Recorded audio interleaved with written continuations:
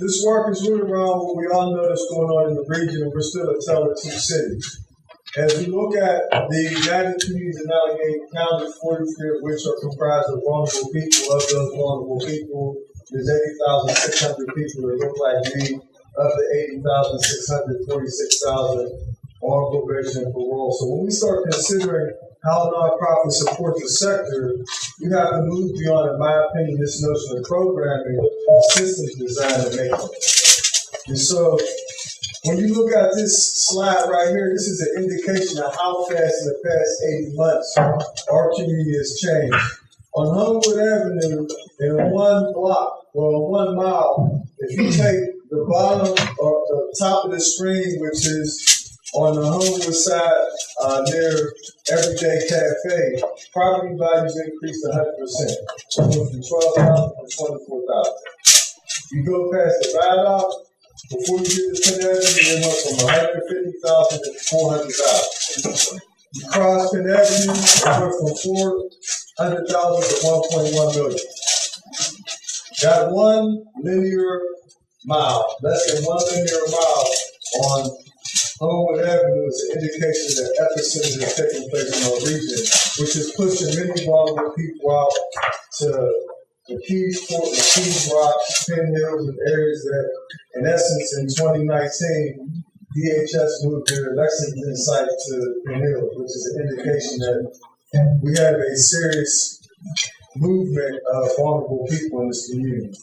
So what's a concern is how do we make sure all Pittsburghers benefit from the new tech movement in the sector? How many of you guys are familiar with Mill 19? Raise your hand. 2 people out of everybody in the room knows what Mill 19 is. That's another indication of the challenges we have in the sector. Mill 19 is going to be our region's new artificial intelligence and robotics hub, and it serves as the catalyst for which you'll start seeing pretty soon is these new architectural frameworks of how we're revamping our city to become a high-tech sector. These partnerships are taking place every day, and in many ways, we are not part of those conversations. We work with the city of Pittsburgh for the last 18 months. We pivoted with them on their equity indicators work. In the last 2 years, they scored a 55 out of 100 in both of their own internal assessments, which has prompted the city to look at, over the next 16 years, $4 billion of investments will be needed in the sector to keep pace with many of the Rust Belt cities that are on par for growth in our region. When I came on board 18 months ago, I wanted to better understand how our resources were being allocated, so we created a geospatial map of our grant making. This map illustrated that on a 3-dimensional level where we put resources at over the last several years. We in aggregate have provided over $14 million to the sector. The map would have illustrated that our 3 highest points of investment have been downtown, East Liberty, and the Lawrenceville sector. When you look at that map, it really shows you that in our efforts and our 2 focus areas of human services and community development, there should be a correlation with a descending impact in those areas with regards to the issues and the ascending opportunity for that sector. In many ways, we don't see that, we see the reverse. As a result, I just illustrated that in East Liberty alone, in an 80-month period, in a 4-mile radius around the epicenter of East Liberty, vulnerable people have been pushed out. And we see that trend repeating itself in the sector. So when we look at our work, our notion of creating cross-sectoral activity is looking at the existing fragmentation. So in 2017, 2018, our average grants went to 1.3 organizations per grantee. So we froze our assets and really began to look at how do we better align the region in a way that supported grant making that can be measured at a macro level. So we aligned our work with the social determinants of health, worked with Dr. Noble, who's on the phone, and partnered with the CRAD, the Community Research Advisory Board, to really look at how we aligned our grants. What we looked at was family stability, health and wellness, education, early childhood, and financial stability. These 5 areas constitute a focus area for us as a grant-making institution to really look at how we begin to align with over 3,100 nonprofits in the area in a way that makes sense of how our resource allocation could support some stabilization. As you guys well know, if you've been paying attention to the news, there's 2 big macro level issues that I'm concerned about. Any of you guys follow climate change activity? So those of us who are following that know that we've been given 11 years to resolve our current issue and start to reverse the trends of climate change impact. And so when you think about our work is seeking to create alignment where we can look at opportunities that really demonstrate at the micro, meso, or macro level how our work is impacting that work. At the same time, we've been working with the city and UPMC and CMU and their adoption of the UN SDGs as well as the Allegheny Conference, the United Nations Sustainable Development Goals. And the reason for this is to create a North Star for our region that allows us to look at our work on the ground and see how it's contributing to whether we're putting a dent in what we all know is a life-changing opportunity for us over the next 11 years. But the real work is when we started looking at the work that was going on in the sector, it was very fragmented. Brother Muhammad. How you doing? Good. And so when we looked at the fragmented work, we began to discern how can we create a way to reframe that work and basically utilize the existing resources in the sector and optimize those in a meaningful way. And so we began to create this alignment. We did it internally with our own operations, and we're doing it now with this proposed model. And none of this is activity that people have to participate in. This is by choice. But to me, the most compelling reason for doing this work is when you look at the aggregate amount of resources being dispensed in our region, and you look at the rate of rapid change, which is minimalized, we have to start to begin like, what are we actually doing? I was in a meeting last night with Father Abernathy and UPMC, and it was very clear to me that there was 3 conversations taking place at the same time, right? Well, this is my perception. One is, there was a conversation that Father Abernathy was having that on the ground, there's a need at a micro level to better understand the trauma that's happening in the community in ways in which non-trained people serve as intermediaries to help vulnerable people trapped to reconfigure their lives in a way to take advantage of opportunities in the sector. Is that a fair analysis? Right, that's a micro level conversation. At the meso level, there was nonprofits in the room and governmental agencies that sought to look at what is the role as a nonprofit who's an intermediary between the micro level work that's happening on the ground and the policy level work. And then there were officials in the room that talks about policy change needing to happen. And so I was sitting in the room and I was sitting there talking to my colleague, Hannah, and I was perplexed that nobody brought up that those 3 things are happening simultaneously, and they're happening on these, what I would call these parallel tracks, that there's no integration. And so what we've been seeking to do is create vertical integration in those systems so that we can increase the velocity and trajectory of how each of those sectors move, because they don't currently move at the same speed. In some ways, we need to push policy to catch up with the needs of micro level activity on the ground. Right now, that's not connected in any meaningful way. And so our work is really around creating alignment where we can have some level of predictability around what's needed in the sector and use our resources strategically to make systemic change in the region. And so this work is really around how do we take our core work within our 37-year history and really distill it down to a way that we really optimize existing partners in a meaningful way.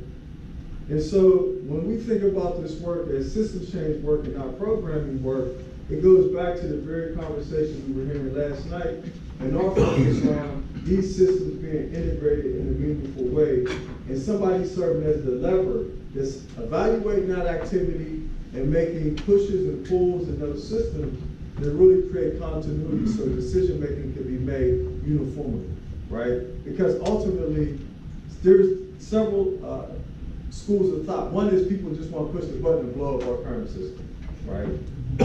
Other people want to keep working with the system as it is, but it's broken. Other people want to get into the system and try to figure out how to co-opt it and make it better. Other people just want to decide to do a whole other system in conjunction with the existing system. When you think about all of that money, energy, time, and resource, we don't have a lot of time to figure this out. So our theory of change is let's first take the existing activity in the sector and optimize it. Then let's do a gap analysis and look at what's missing. And then let's require the resources, people, energy, thought, ideology that's necessary to create the pivot. Because we have to first have a real honest conversation with each other about, we all know that there's organizations receiving resources from foundations. Are they living up to their expectations? We can't even begin to talk about fixing stuff if we ain't gonna hold each other accountable. And that don't mean I'm your mother, your father, or whatever, but we can't look at money going out to an institution, that institution having a cardinal responsibility to X. We count on X happening. We get the client's not ready. They were supposed to be ready through X. X didn't do it. X is still getting money to do that, and we ain't calling that out. We can't be honest with each other and seek to change our environment without holding each other accountable. And that doesn't mean you bastardize the institution. That don't mean you bash them. But it does mean, what do you need to be more effective and efficient? And we're working on two other things we haven't launched yet to support that. But this, in essence, will take place through what we think is a one-on-one conversation and smaller group activity. And so at a macro level, we've been working with Mines, who's been an earlier adopter, BNY Mellon, who's an earlier adopter, the City of Pittsburgh, Pittsburgh Foundation, the Mayor's Office, 100 Resilient Cities work, P4 work, which, if you can look at this screen, what you really see is we're not trying to recreate anything. We're trying to use the existing things where money, resources, and time and energy have been allotted and create a way that we harmonize that, so instead of each one of these things playing their own instrument, we start playing music together. And so our work is predicated on understanding the shocks and stressors to the system, which we've been working very closely with Grant Irving's office on that work. We worked with Ambassador Mendelson on the launch of the UNSDG's work at CMU several months ago. And now we have the Pittsburgh Foundation very interested in adopting some of that methodology, which is huge for us. Because 3 months ago, this was not on their agenda. So when you think about our work and our achievements, our big vision is, in 5 years, we want to focus on 50 communities in the city in Allegheny County. We are inviting you in to have this initial conversation because you guys have been teed up as the first 10 to consider. So we're looking at Northside, McKeesport, Wilkinsburg, Hazelwood, McKees Rocks, Knoxville, Belsuva, Homewood, Carrick, Hill District, and Braddock. The goal here is to create a cohort of institutions that share like practices around a particular social determinant of health, and through a strategic alliance with what we call high-performing organization, they are being mentored to perform on par or above par with that activity. I.e., if it's, Walter, is it okay if I use you as an example? So I'm picking on Walter because he took my seat, so I get to pick on him. So the Homewood Children's Village is a $3 million or less institution. And for them to be optimized, and this was something I was trying to figure out when I was at the village, I called Jesse up, and Jesse and I worked together 20 years ago. Jesus. 25. Oh my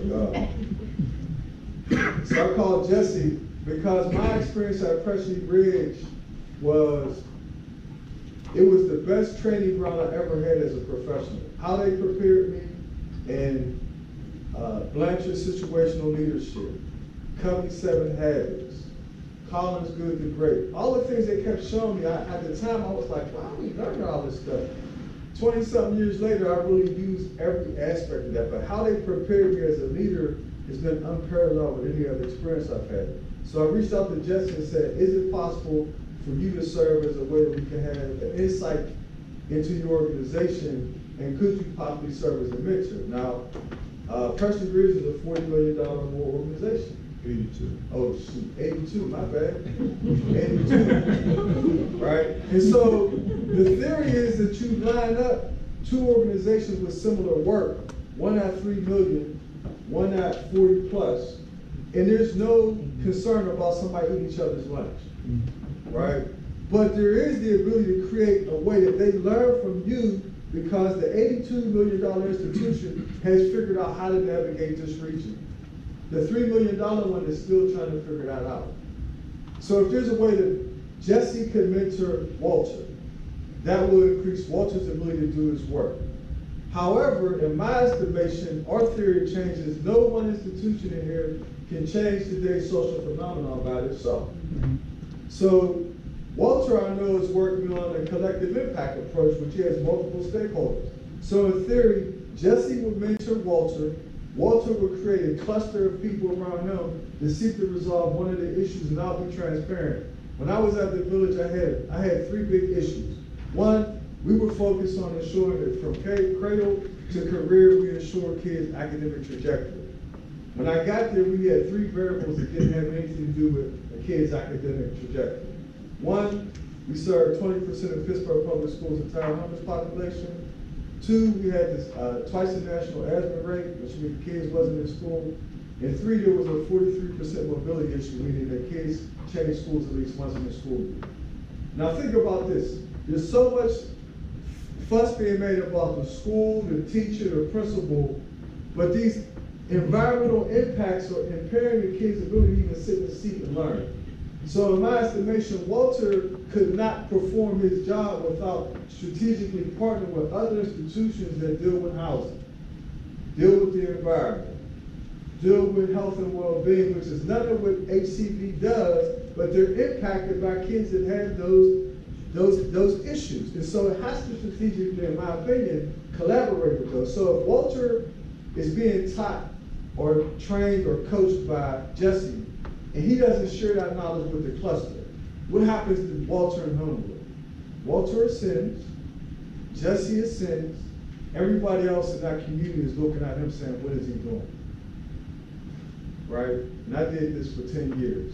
I kept getting trained, I kept coming back trying to convince people to do this, and they were like, I don't understand what you're talking about, I'll come. But they weren't committed, they were interested. We need committed people to be a part of this effort because we're talking about resolving social phenomena through a collaborative approach, not an individual approach. We're talking about a systems approach and not a program approach. And so this work is predicated on this notion that P4 is real. People, planet, place, and performance. And so Nora Bateson from Sweden is going to be coming here next month, and I haven't heard her voice yet. I know she's on the call. Hopefully we will hear from her. I'm here. Can you hear me? Hey, Nora, how are you? Hey, I'm good. I've once had my mic accidentally on with that sweet, adorable airport noise background. Sorry about that. Well, thank you. I'm here and I'm listening to what you're saying.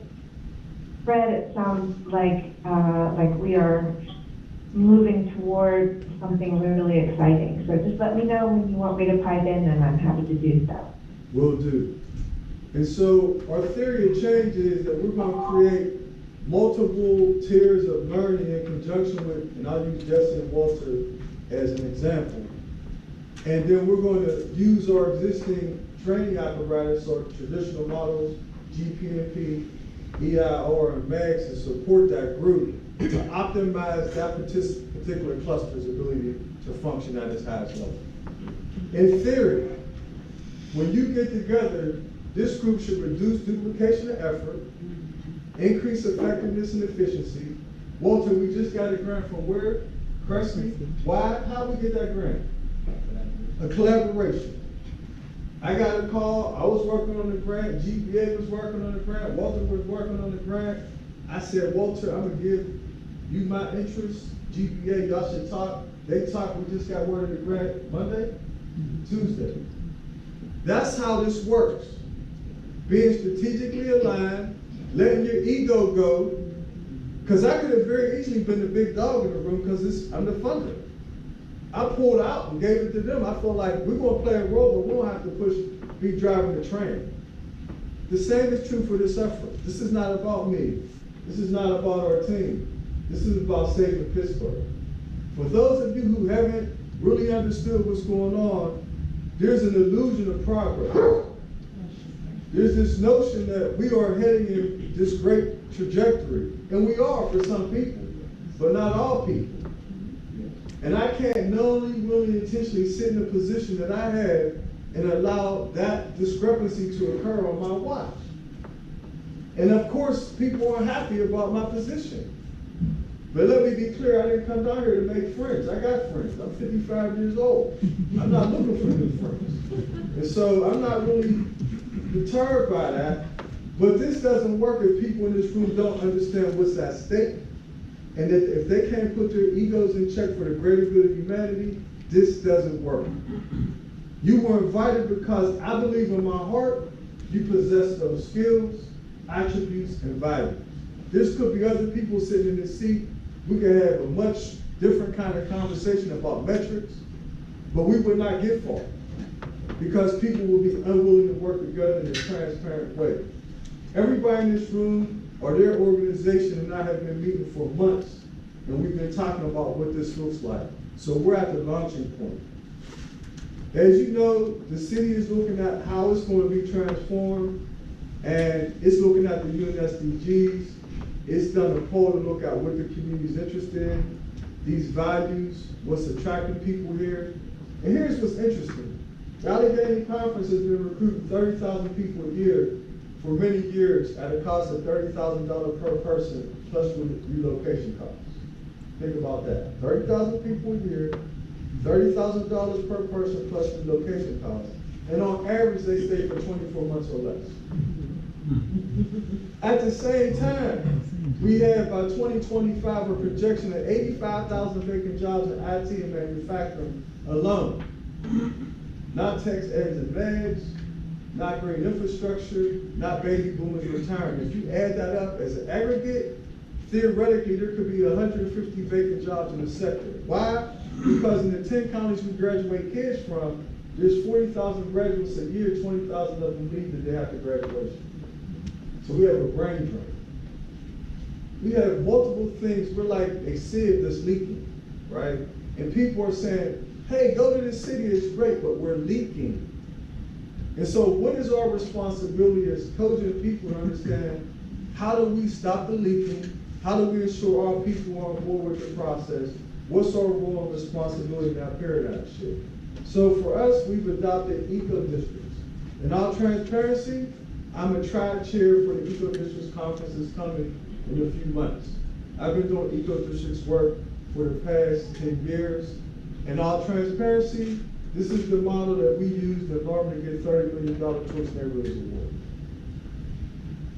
Do I think it works? I took 15 people to Portland to convince them that this was the way forward. 2 years later, the city of Pittsburgh is adopting eco-districts as part of its infrastructure for its comprehensive community planning. Once again, where are the vulnerable communities that would understand the implementation of eco-districts and the impact on their community designs? They are unaware that this is going to be the standard. So I invited Bell Super because I believe that their next step for their comprehensive plan, and we want to spend time in Bell Super with you guys to help increase their effectiveness and efficiency for understanding what eco-districts is, and more importantly, how it can be implemented in a meaningful way that aligns with the city's vision. And I invited Paul, who's an architect and believes in this work, to come as well, because we need to find interested stakeholders that think this vision is viable and become part of that process in an intimate way. I met with the AIA this week. That was Tamika, Hannah, and I. And we met with the AIA. Anybody know what the AIA is? Mm-hmm. Yeah. And we challenged them on their thought process around how they would use architects to redesign the city. We thought that their original hypothesis around increasing the number of community engagements was flawed Because just because I see you 5 or 10 times doesn't mean we have an authentic relationship. Right. That's just a count. That doesn't lead into you have a true understanding of my, empathetic experience in a way that it transforms the way you think about designing buildings, right? And so we've been working with them, and so we've been working for a while on the 17 SDGs and came up with this notion when I was actually at the village, that in 1, 8, 11, the collective impact for every dollar invested would create a $16.60 rate of return on investment. We're currently working with the other departments to aggregate that data. We're working with a team out of Berkeley on green chemistry. I'll be headed to Colorado for an international think tank soon. I'll be in Mexico as one of the 450 delegates selected from around the world to present on this. So when I tell you that Pittsburgh is a platform, I'm telling you not from a theoretical perspective, but from a metaphysical one. You choose to see this city myopically as this is it, and that's on you, but the rest of the world is passing us by. I'm not willing to be participatory in that process. For me, this is simple. We represent a pivot on a universal level to the world. When I was in Greece recently, people from Australia was trying to get at me to figure out how to get to Pittsburgh. The whole world wants to come to Pittsburgh, yet the people in Pittsburgh don't even know what's going on in Pittsburgh. That's a dichotomy. That's a problem.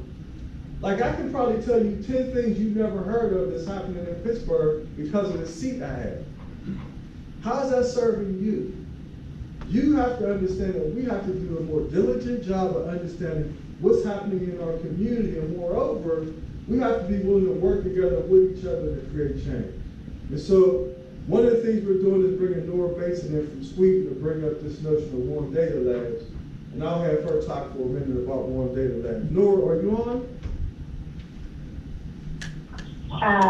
I'm here. Can you hear me? Yes, ma'am. Okay, good.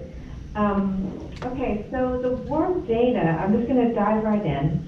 But the idea around warm data is that, like Fred said, none of this stuff that we are facing is happening in any kind of isolation. And while the cultural habit is to define community crises in terms of various categories, like poverty, like racism, like ecology issues, like gender gaps, like poor water, poor education. All of these things get categorized, but they are deeply and intrinsically interdependent. And what happens is that in an attempt to isolate and strategize linear solutions, that separation disregards the interdependency, and therefore the solution happens at the wrong level and ends up costing a lot of money and doesn't generate results that carry on through time. They sometimes have results that work for a little while, but they don't hold because the rest of the ecology, if you will, is going to pull those patterns back in. It's a really quick description, but I'm hoping that in this grouping that makes sense. So the warm data lab process is something that I've been using all over the world. And Fred, I'd love to talk to you about what happened with the Australians, because I'm on my way there to go do a bunch of work. And it works with the idea that there are multiple contexts. So let's just take an example, like health. So you think about, how do we bring the health of a community up? How do we support the health of the community? Well, where is the health? And immediately we might think, well, that means, providing access to medical facilities, but that's not all. Health is also political. Health is also economic. Health is also something that is affected greatly by education. And education affects health. There's a lot of kids, for example, who start their lives feeling excluded from the possibility of success in the school, and it leads to all kinds of behavior and self-esteem and identity issues and so on and so forth. And health is also in the media. It's about technology, it's about family, it's about culture, it's about food, it's about business world. So it's important, if we're going to start to address complex issues in communities, that there be a way to bring these things together, and that the community itself develop language and develop patterns of and places to have relationship and communication around finding a way to say what they need that can cross these different contexts. And that's something I've been working with now for several years in various places around the world, and seeing just incredible things happen because there is just a level shift in the way that people are able to talk to each other, and the kind of ideas and insights they come together. And like you said, Fred, that happens because there's people coming, generations, multiple demographics, different parts of town, different cultures, and so on. And with those different perceptions comes this increase in the ability to make sense and just develop language together around how to really care for their communities. And it's a substantially different kind of conversation. So that's what the Warm Data Lab does. It brings people together so that they can do that. And I guess that's the quiz on it. Let me know. The other thing is, I just wanted to give them a taste, because you'll be here next month. How long is the proposed workshop you're bringing? How many days? Yeah, I think it's a 6-day workshop. And what I'm going to be doing is, it's intense. It's very intense.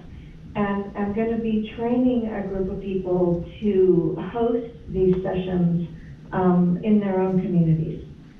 So this isn't really necessarily about, me coming in as an expert.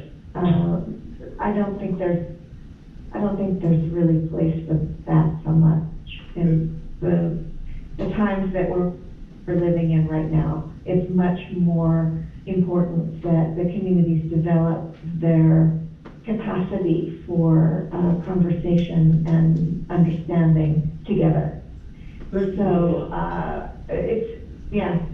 Well, let me just tee this up by saying that we're targeting 20 stakeholders to be part of this, and bringing Nora in.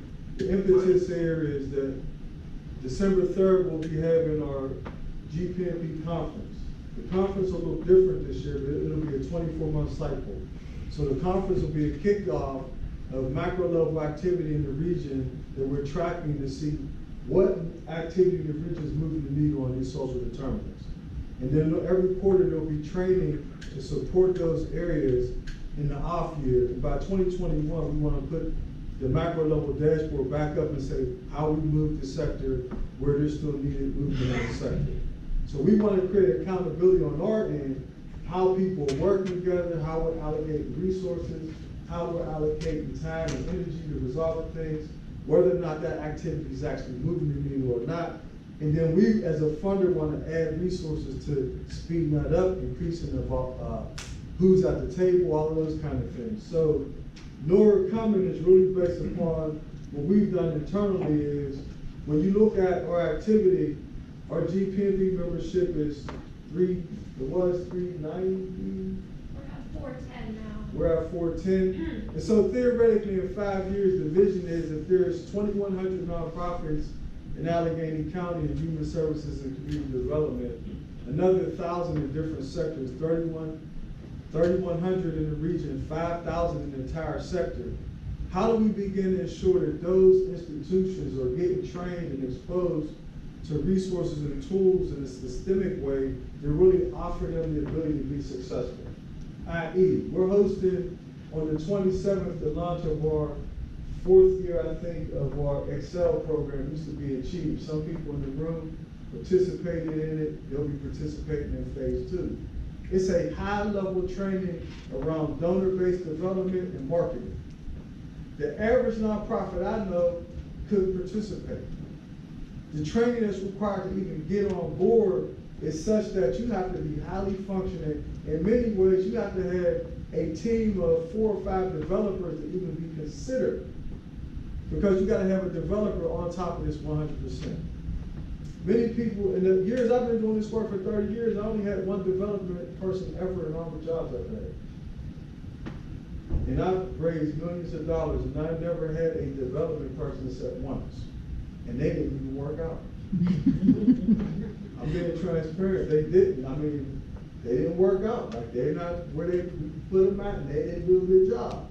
And so when you think about how many organizations that we know of don't have development people, and the organizations that participate in this that do, it just further creates a divide between the haves and have-nots. We have to be on top of that. And so this notion for our grant making, for those of you who don't know, in the last 4 quarters, our grant making went from 1.3 to 4.6 organizations per grant. Almost a 400% increase in grant making at a cost savings of $3,000 per grantee. You might want to know how we did that. Somebody asked that question. How did you do it? We aligned, as you see on the presentation, our internal operations. The same thing I'm asking you to do. When I got here, MAGS, GPMP, and EIR was housed in this building, but they weren't coordinating efforts. We didn't have joint staff meetings. Now we have a joint staff meeting every week. We look at duplication of efforts. We look at resource allocation. We look at targeted communities. We don't act independently of each other. We act coordinatedly as a result of each other. I'm asking you to do the same thing. I'm asking you to consider, what can you do as a group of people committed to doing some change in our community beyond a programmatic perspective to a systems change perspective. As a result, we believe that in 5 years we can have 50% of the communities targeted, and you guys will serve as the anchor institutions that make that work happen. That's the theory. PIOSA, you guys are familiar with that? Where am I on time? I got 3 minutes or something? Okay. Here's the plan. We want to use our existing programming, our review, our mentoring, our leaping circles, our peer-to-peer work and coaching. So you guys are familiar with the PIOSA project. We got a rating report about how great it was. We're looking at cross-cultural activity, cross-sectoral growth and development, and really creating an instrumented tool that has 7 sectors in it that we look at as a framework. Mentoring or learning circles has really grown, and what we want to do is take that same construct here, and as each cluster gets developed, we want to create a learning circle for all of those clusters as one cohort. So it's not this cluster just working like in Homewood or in Hill, but all of them working together in one cohort, really sharing across the sector how the coaches are helping them, how the strategic activity in the group is going on, and we'll support that. Peer-to-peer, you know, some of the best learnings I've had is with the people in this room. I don't stand here because I'm great. I stand here because the people in this room pushed me to being great. They had expectations of me. They held me accountable. And they remind me of my obligation, not just to my people, but to all people. And so none of us stand here on our own. We stand on the shoulders of our ancestors, our community. And so I'm being transparent. If we stop doing that, we stop growing as a community of people. We have to figure out how we arrest our behavior, our lack of resolve to let our egos go to serve a greater good for humanity. And if anybody feel like I'm calling them out or I'm being unfair, please, call me out on that. But I've been doing this for 30 years. I see it all. I've done it myself. I know when it's about the community, and I know when it's about people. And I would ask you to start doing a real critical analysis about everything you do. Are you doing it on behalf of people or for yourself? Because it's very evident. You might not think it's that evident, but it's very evident. And so, lastly, the individual coaching, which is Jesse is here representing Preston Bridge. We have a second chance here. Second chance, you know what y'all budget is? It's over 20 million. I think it's 40 million because yours is 80, I think yours is 40. And so when you think about how many people knew that, raise your hand if you knew that. One person. So in the midst of all of our toiling, there are institutions that are $20+ million organizations that we can learn from. And yet, we don't even know who they are. Like, how are we going to galvanize a sector when some of the greatest gifts we have are right in the heart and belly of our communities? Like, we got to figure out how we optimize that. Now, I said a lot of stuff. I just want to be clear how I function. I see myself and my team as architects. If this was a building we were talking about, we're not going to lay one piece of brick or pull wire. We're going to be helping to design the thing that we think makes the most sense, recruit the people to do stuff better than us, bring on project managers to make sure it runs at an optimal level, and then look at how these buildings interface with the world in a meaningful way. So we're not doing this work alone. These are core partners who've been helping us along the way. And we have 3 tiers of partners. These are our core partners. We have another set of stakeholders and partners that I would say at the next outer ring, and we have another set at another outer ring, and then we actually have some global partners that are part of this equation as well.